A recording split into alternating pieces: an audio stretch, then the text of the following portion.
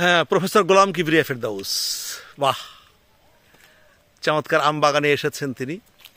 এই বিশাল আম বাগানের তারও একটি বড় অংশ এখানে রয়ে গেছে, আমরা দেখতে পাচ্ছি। আম বাগান এখন যদিও আমগুলো জাস্ট মুকুলিত হয়েছে, দেখা যাচ্ছে মজা মজা মজা, আলহামদুলিল্লাহ। খুবই দাওয়াত থাকলো, যখন জ্যৈষ্ঠ মাসে আমের গাছ থেকে আম পেড়ে আম গাছের নিচে দাঁড়িয়ে চমৎকার সুমিষ্ট রাজশাহী মিষ্টি আম খাবার দাওয়াত রইল।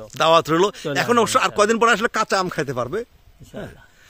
এখানে ল্যাংড়া, গোপালভোগ, খিরসাপাত, তারপরে আপনার ফজলি, হ্যাঁ, সহ নানাবিধ আমের গাছ এখানে আছে। ভালো লাগবে, আম বাগানের প্রশান্তিটা অন্তত আমরা আপাতত উপভোগ করে যাচ্ছি ইনশাআল্লাহ।